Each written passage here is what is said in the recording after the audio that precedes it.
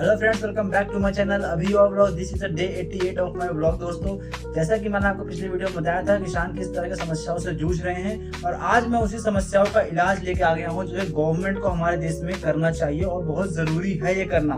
लागत में कमी और सब्सिडी सही समय पर देना, ये चीज बहुत ही जरूरी है जो कि सरकार को करना चाहिए। सब्सिडी मतलब लाइक जो बीज वगैरह हो गई, कीटनाशक दवाइयां हो गई और डीजल पेट्रोल के जो दाम हो गए, थोड़ा इसको सब्सिडी देना चाहिए अगर खेती किसानी के लिए यूज किया जा रहा है चीजें तो।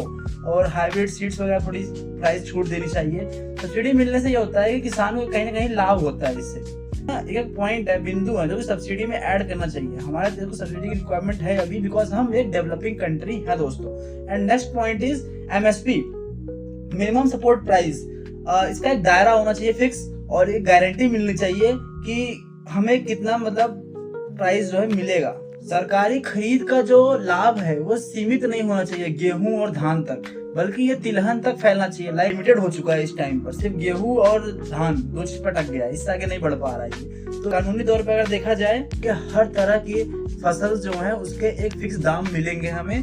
और next thing is middle man का, बिचौलिया का बीच से होना खत्म करना है, जो कि बहुत इंपॉर्टेंट है। बिकॉज बिचौलिया का बीच से हटना मतलब किसान का जो फसल बेचने से जो आय होगी वो दुगनी हो सकती है दोस्तों।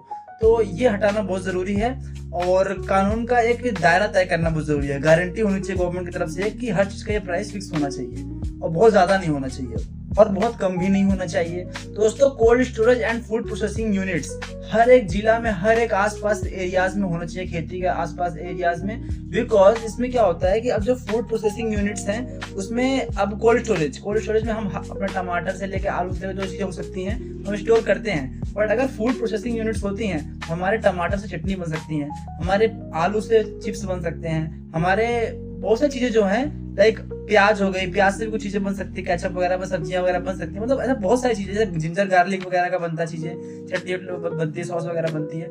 ऐसा फूड प्रोसेसिंग यूनिट्स होंगे तो हमारे जो फसल होंगे खराब नहीं होंगे और उसके सही दाम मिलेंगे। बिकॉज उससे हमारी फूड प्रोसेसिंग हो रही है ना, तो फूड बन रहा है, कुछ प्रोसेस हो रहा है। तो एक तरीके से हमारा कुटीर उद्योग आगे बढ़ेगा, हमारे देश की इंडस्ट्री आगे बढ़ेगी और हमारा जो चीजें बाहर से इम्पोर्ट हो रही है वो इंडिया की ही बनेगी। ठीक है, ये चीजें भी हैं तो इस चीज पे ध्यान देना चाहिए। कोल्ड स्टोरेज और फूड।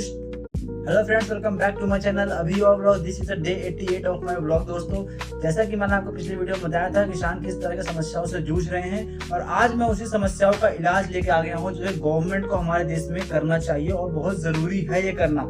लागत में कमी और सब्सिडी सही समय पर देना, ये चीज बहुत ही जरूरी है जो कि सरकार को करना चाहिए। सब्सिडी मतलब लाइक जो बीज वगैरह हो गई, कीटनाशक दवाइयां हो गई और डीजल पेट्रोल के जो दाम हो गए, थोड़ा इसको